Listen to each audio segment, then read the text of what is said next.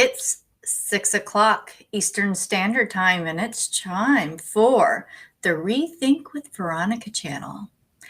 And today we're going to have a little fun with why holistic learning can be transformational. Oh, yeah. We're going to dive into pushing the envelope of what learning starts to look like, especially in learning and development in the corporate world. That's where I'm going to be touching on.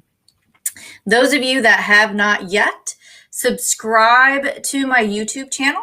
It's live every Tuesday right now at 6 p.m. Eastern Standard Time. You will be able to easily get to the library videos. Those of you that I'm broadcasting live on the other social platforms, it's a little harder to get to. So you can always go over to YouTube and catch my collection of videos. And those of you that might not know me, hi, I'm Veronica Stewart, and I'm a mindset and success coach for mid-career professionals, really helping professionals create their unique and authentic leadership and personal market value so they can thrive in the future and be relevant, right? Who wouldn't want to be relevant nowadays? Now we're going to dive into some fun facts today. Now here's my first one. I got a lot of goodies today. According to the World Economic Forum, we have 50% of employees will need to be reskilled by 2025. Now, this is pretty general with this statistic, but let's just look at the big picture and step back.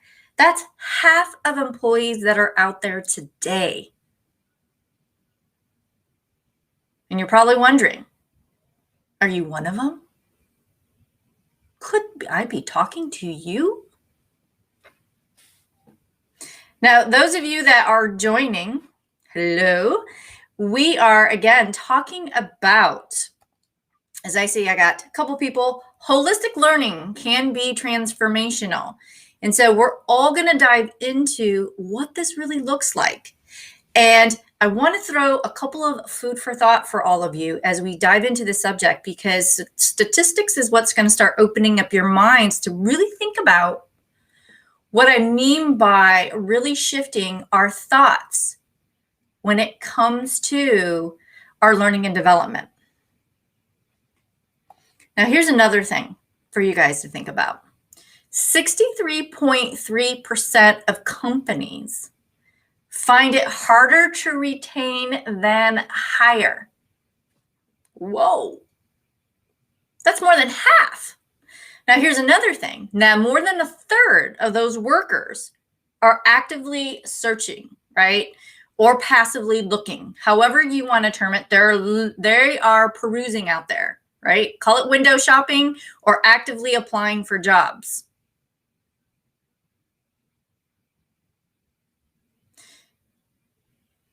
Now we're going to go into learning. Here's another thing. 12% of learners apply their skills from the training that they receive to their job. That's only 12%. Now, how many of you have ever went to a training and had a hard time applying it?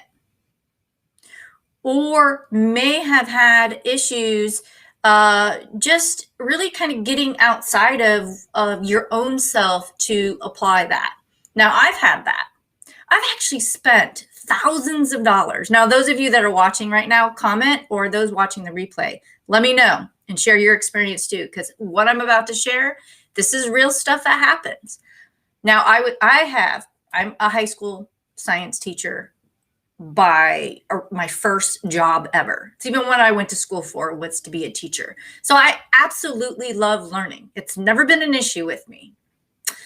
Now, I wanted to improve how to effectively communicate and think on my feet, especially working with, more of the higher leadership level groups. And I really wanted to be like, that rock star that can just really think and say things. So I spent thousands of dollars, paid for a class, a known one, and flew out to Dallas, Texas. First day, and I think this was a 3-day class, if I can remember right. I've been through a lot of training classes. They get all a little blurry now. And there was something wrong with me. We would go into our group exercises and we would have to do what we learned, right? She would teach, and then we would do our activities, and I couldn't think on my damn feet. And it just kept getting worse as the class went by.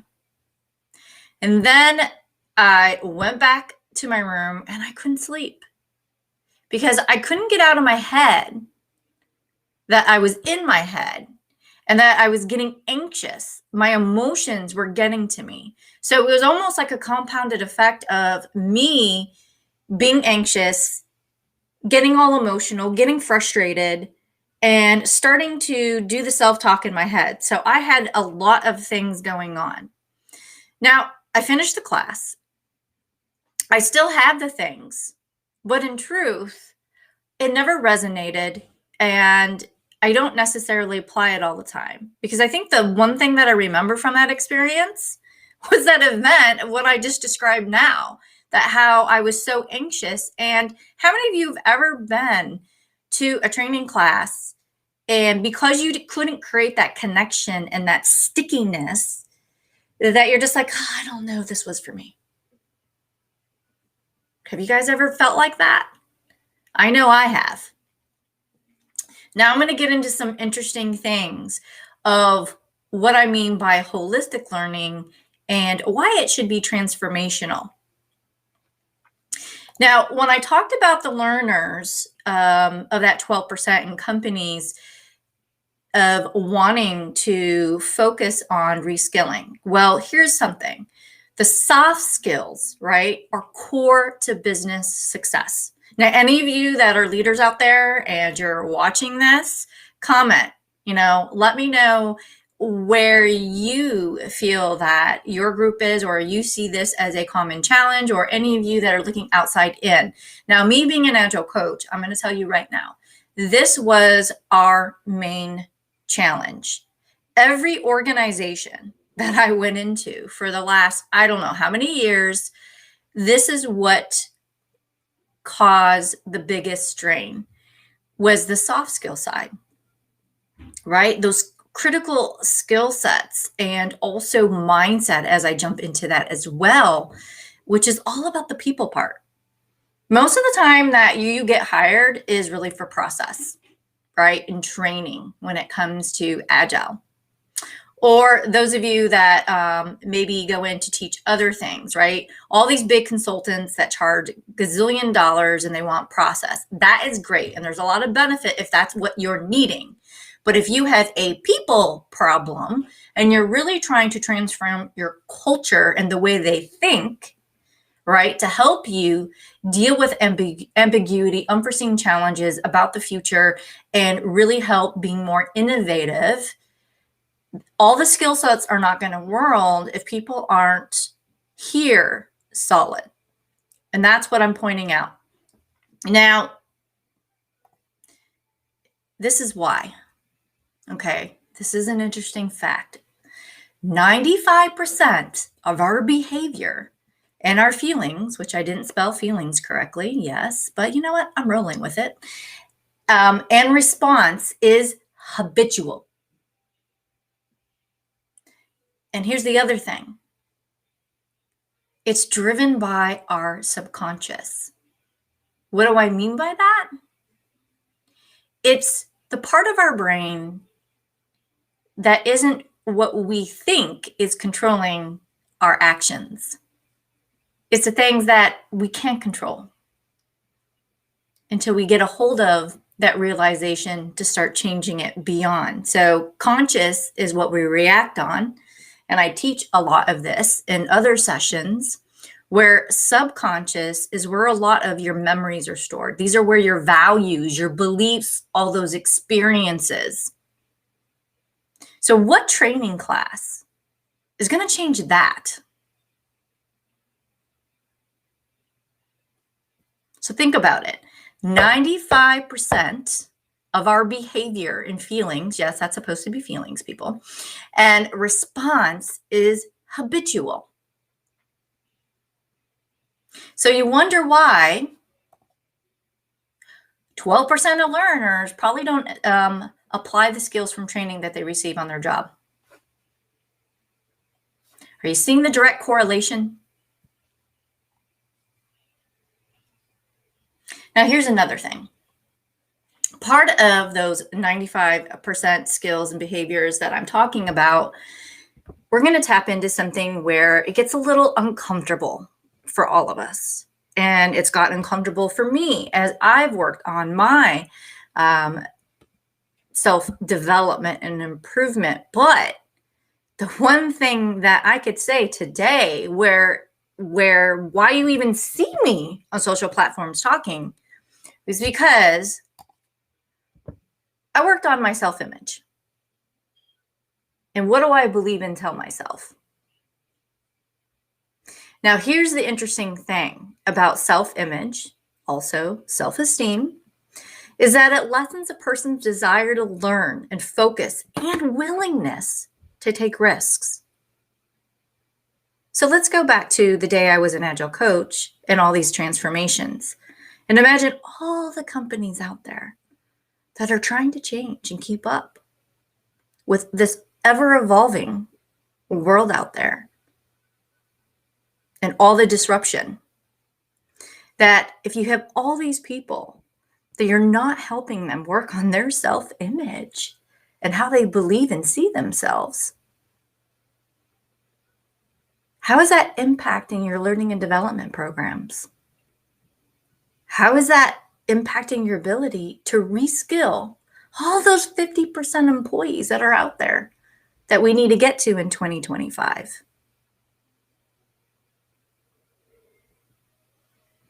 Think about that.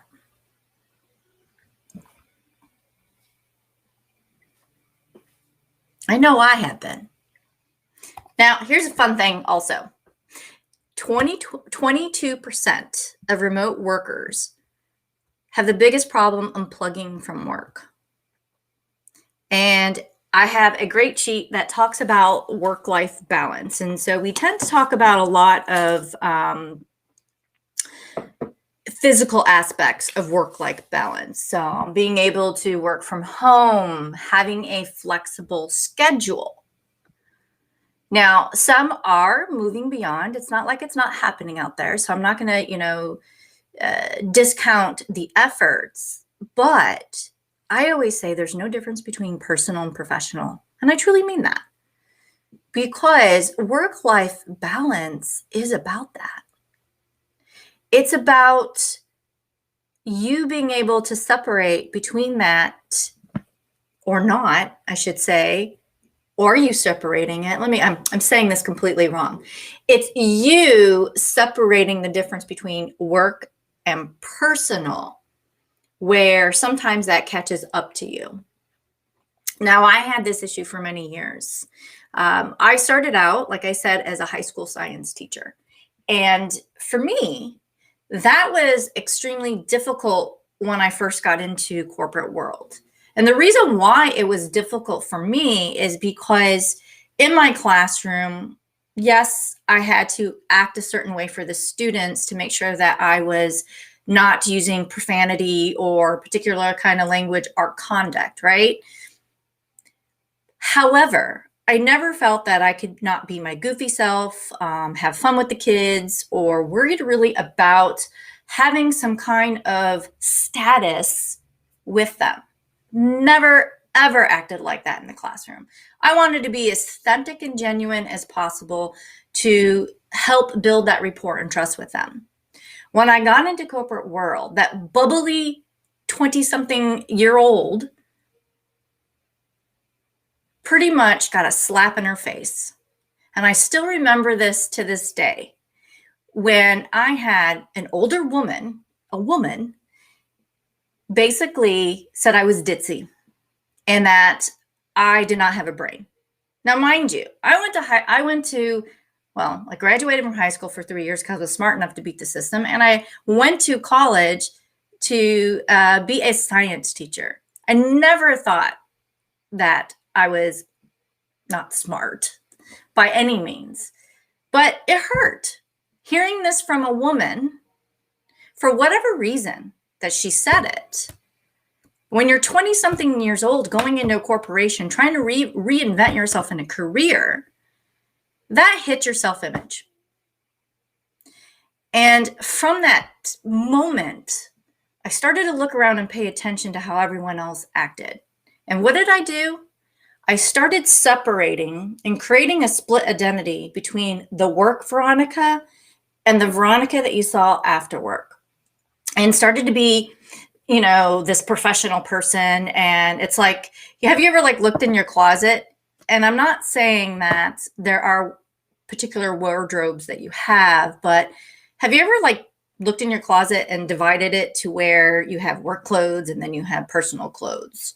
Well, I was starting to feel that was also just me as a person. And it just kept building up over the years, right? Now, me in my 40s, yes, I have no problem telling my age, that finally I just woke up and I realized this is not needed. And it was causing my inability to kind of break through that type of authentic leader, my unique leadership that I could bring to the table. And the minute I broke through that and said, you know what, I'm going to be me, whoever she is, and that's it. And the sky has been the limit since then. And I had to get coaching for that. Now, that's just like a little piece of a story of when it comes to self-image. Some of you might have your own personal stories of an event that happened in your past that has created who you believe you are today, is my point. And going back to self-image, I had the other one up. That is why when a person's desire to learn, focus, and willingness to take risks, there is a direct correlation to how they see themselves, no matter what. I was so hell-bent spending thousands of dollars in that Texas class to think on my feet. And I couldn't get out of my head to actually learn how to apply it because I was still trying to be that 20-something girl trying to prove myself. I had to get real and really be honest about that. And the minute that I was able to separate that and relieve myself of that limiting belief, here you go. Now, let's get back to the self-care aspect of the 22% remote works unplugging. There is no difference between personal and work. And so when we have about 2.3 million bits of information that comes at us, okay? And we can only store about 5 to 7 chunks of it. And we have a lot going on at home, and then we got a lot going on at work. Guess what? Something's got to give. The question is, what?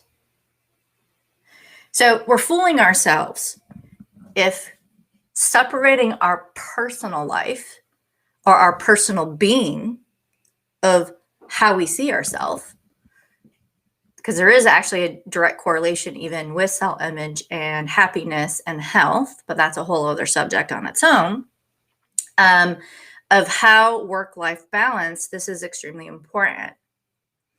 And so holistic learning, as I start to jump into that, is covering all these aspects that I'm pointing out. Now, here's another one. I know I looked up a lot of facts today. Little percentages everywhere. So 30% average engagement from workers. Okay, 30%. Now that's regardless if they're remote or on location. And so part of the skill sets that I've shared in a prior talk is one is about being a self-starter, and staying motivated is a mindset, by the way.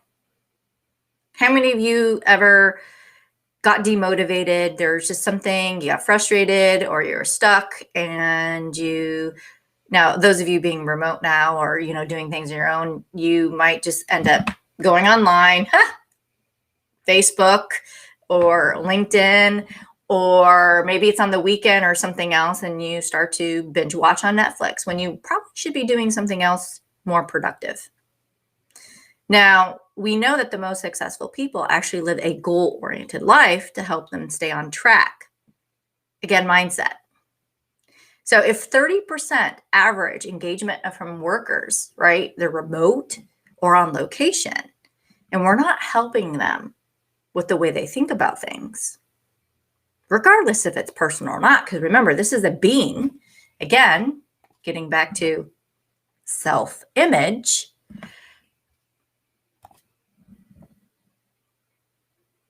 holistic learning can be transformational if we're addressing it in all its whole. Now, here's another one that's fun. 46% of Americans are stressed by their workload. Now, how many of you out there have been stressed lately? Now, I know there's a lot going on, but just in general, I always ask a lot of people is, do you really understand what purpose or your goals or what you really need to do? Or are you just doing things? And most people don't always have an answer for that. Now, when I was an agile coach and I would be in transformations and I would ask that question, it was almost like a deer in headlights sometimes. It's because we have to do it. Okay. For what purpose? Because we were told. Okay. And what was the reasons? It baffled me of how even things trace back to even a business outcome or an outcome that was going to be directly correlated. Or if I would ask a question is, what brings the most value if you were to have to rank? Deer in headlights. It was like this. Now, here's the thing. I talk about companies and I talk about these other things, but here's what really got me. Most people that I came in contact with when I was an agile coach was not comfortable with addressing and asking that question and challenging it. They were more concerned about their job. Now, you'd say, oh, Veronica, that's important. Well, I get you. We all want to make our money, keep our jobs. But here's the thing.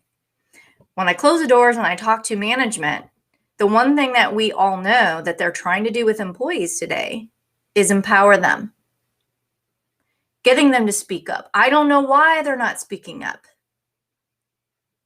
Well, the story I just told you is what they actually want them to do.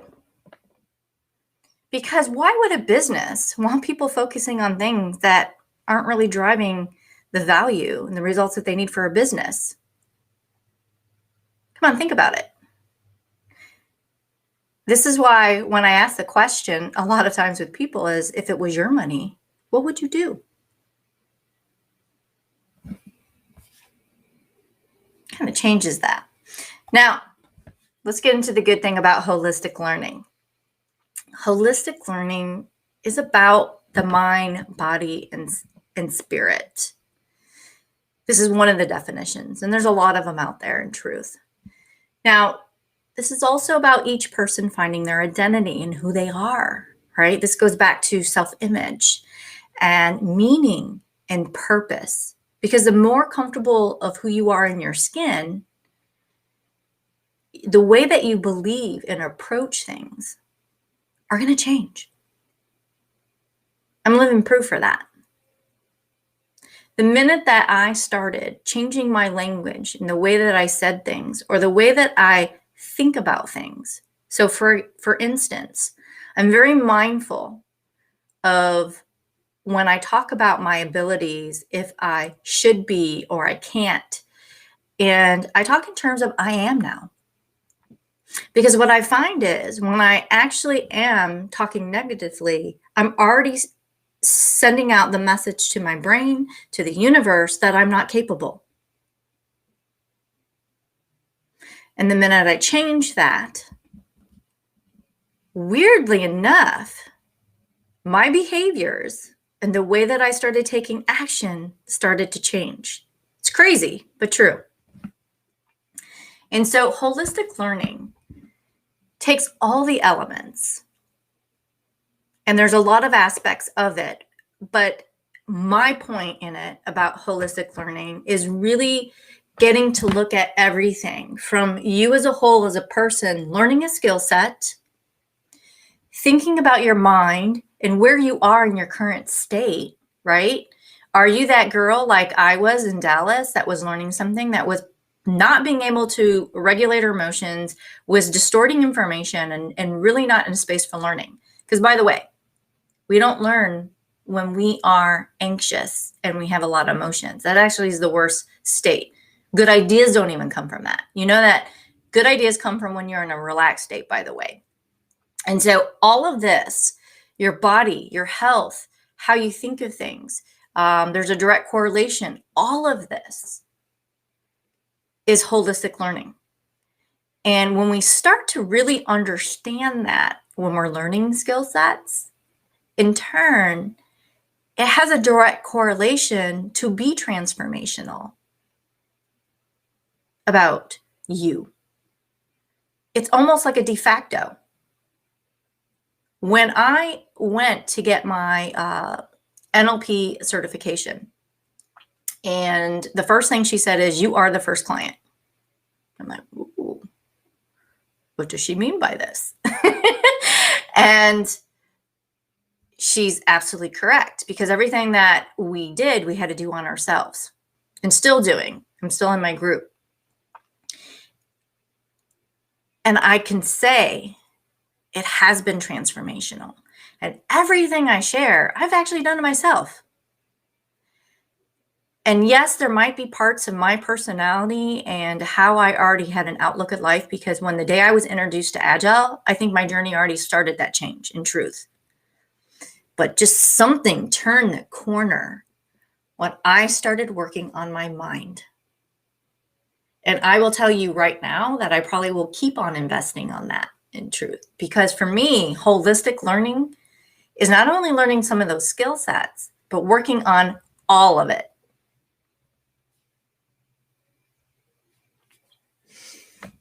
Now, as I leave all of you, kind of a food for thought about why holistic learning is important, and why we need to think about a different way to approach our learning and development, especially in corporations, where a lot of times it's designed by other people, not yourself. There's something about it where if you're part and a co-creator of what you need to develop and have choice in that. And so the program that I have created, my Thrive for Excellence program, is all about you designing it, you owning it. And that is taking it through a whole other level and taking you out of the corporate environment into a space where it's about you. Because here's the thing, in turn, when you're whole and when you're working on the skill sets they need anyways, it's a win-win situation. And what great gift can a leader or a company give you by making you wholer and more happier in life? If they're afraid to lose you, that's not the way to worry about. Because if you have a great environment that they want to stay in, why would they want to leave? And I love one of the quotes, and I don't have it, so I'm not going to say it, right, of what Richard Branson talked about when you create an environment, right, when you teach people, they're not going to want to leave. So never have a worry about growing and developing them because there's no reason for them to go. Now, I'm going to extend this conversation more tomorrow, but I wanted to introduce my private Facebook group. I'm just getting it started. But if you go over to the Thrive for Excellence community, this is all again about learning. And those of you that are truly wanting to invest in pushing into those limits of owning in your own unique, authentic leadership identity, and also thinking about your personal market value. And so this is holistic learning and transformation on its own.